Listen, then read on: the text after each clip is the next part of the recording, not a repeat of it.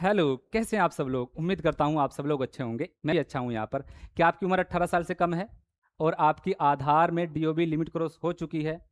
बहुत सारे चक्कर काटने के बावजूद, बार-बार वीडियो देखने के बावजूद, किसी-किसी से गाइडेंस लेने के बावजूद भी यदि नहीं हो रही है, तो यकीन मानिए आप सही तरीका फ़ॉलो नहीं कर रहे हैं या आपको सही तरीका नहीं बताया गया है।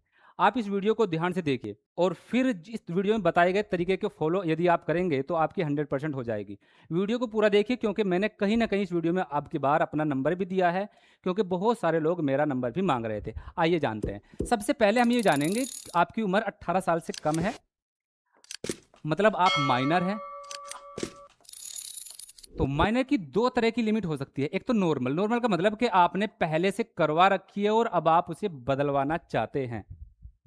ये आपने बखूबी जानते हुए करवाई थी, इसकी वजह से। दूसरा बाय मिस्टेक अर्थात जब आप कराने के लिए गए, मान लीजिए आपके डेट ऑफ बर्थ में तारीख थी 27 और ऑपरेटर ने लिख दी 17, तो ये बाय मिस्टेक हुआ। तो हम वन बाय वन तरीका जानेंगे। देखो, जब तक ये नहीं पता होगा कि आपका केस कौन से उसका अंतर्गत आता है, जब तक नहीं जानेंगे, जब तक हो ही नहीं पाएगा। तो सबसे पहले आपको ये पता करना है। तो चलिए देखते हैं, सबसे पहले हम नॉर्मल वाले के बारे में बात करेंगे। यहाँ क्या-क्या डॉक्यूमेंट की ज़रूरत होगी? एक ये जो एनेक्सर फर्स्ट ए, इसको आपको ₹10 के स्टाम्प पेपर पर तैयार करवा लेना है। एफ़िडेविट बनवा लेना है इसको, एफ़िडेविट की शक्ल इसकी बनवा लेनी है ना, एफ़िडेविट। एफ़िडेविट ₹10 के स्टाम्प पेपर पे और नोटराइज़ होना चाहिए, नोटरी होना चाहिए ये। और ये भी आपके माता या पिता की तरफ से होना चाहिए। ऐसा नहीं है कि आपकी तरफ से, आपके माता या पिता की तरफ से, ठीक है? दूसरा, बर्थ सर्टिफ़िकेट आपके पास होना चाहिए, बर्थ सर्टिफ़िकेट। अगर ये दोनों डॉक्यूमेंट आपके पास हैं, तो फिर 100% आपकी जो डीओबी लिमिट क्रॉस है, नॉर्मल वाले केस में हो जाएगी, बिल्कुल गारंटी के साथ।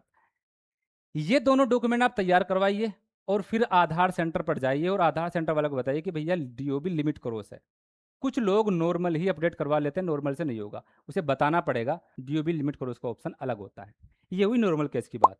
इसको माता-पिता की तरफ से ₹10 के स्टाम्प पेपर पे तैयार करवा लेना है। इसकी लिंक, ये जो पीडीएफ है, आपको डिस्क्रिप्शन में मिल जाएगी। दूसरा होता है मिस्टेक वाला। देखो, मिस्टेक वाला अर्थात मिस्टेक का कैसा कि आपके जो बर्थ सर्टिफिकेट है, उसमें तो जन्म तिथि थी कुछ और 15 तारीख 8वां महीना, और ऑपरेटर ने गलती से 5 तारीख 8वां महीना ऐसा कुछ कर दिया, तो ये बाय मिस्टेक हुआ। इसके लिए ये लगता है एनेक्सर सेकंड ए। ये भी आपको ₹10 के स्टाम्प पेपर पर नोटराइज करवा के, ₹10 के स्टाम्प पेपर नोटराइज करवा के एफिडेविट बनवा लेना है। ये एफिडेविट भी माता पिता की तरफ से बनेगा। क्यों? क्योंकि आप अभी बालिग नहीं हैं, आपकी उम्र 18 साल से कम है। नोटराइज जरूर होना चाहिए, है ना, ₹10 के स्टाम्प पेपर पर नोटरी, इसको भर करके। दूसरा, बर्थ सर्टिफिकेट आपके पास होना चाहिए। अगर ये दोनों डॉक्यूमेंट आपके पास हैं, तो फिर आप बस आधार सेंटर पर जाएंगे और आधार सेंटर पर जा करके आप उन्हें बोलेंगे कि भैया डीओबी लिमिट क्रॉस है ना, बाय मिस्टेक वाली। तो वहाँ वो कर देगा और करने के बाद आपको स्लिप दे देगा। स्लिप के बाद आपको, जब स्लिप के बाद आपको मेल करनी है, मेल का तरीका हमने अलग वीडियो में बताया है, जिसकी लिंक आपको आई बटन पे मिल जाएगी, या मैंने एक अलग अलग प्ले लिस्ट बना रखी है आधार कार्ड से रिलेटेड, उस प्ले लिस्ट में भी आप जा करके दे सकते हैं। आपको मेल करनी है। ये तरीका आजमाएंगे दोनों में। अब इसके अलावा आपने जाना कि 2 प्रकार की आपकी डीओबी होती है, क्या-क्या तरीका उसमें फ़ॉलो होगा, वो आपको चाहिएगा, ठीक है? ये करने के बाद आपको मेल कर देनी है, मेल का तरीका हमने बता रखा है ना? यहाँ आई बटन पे आपको मिल भी जाएगा। यदि इसके बाद भी अब जितनी बातें मैंने बताई है, फिर भी आपका कोई क्वेश्चन रह जाता है, तो आप अपने क्वेश्चन को कमेंट में छोड़ सकते हैं। आपको पढ़ आपके कमेंट का जवाब दिया जाएगा और आप देखेंगे कि हमारे यूट्यूब चैनल पर ऐसा कोई कमेंट नहीं है, जिसका जवाब ना दिया गया हो। जेन्युइन जवाब दिया जाता है, आपको प्रॉब्लम को समझने के बाद।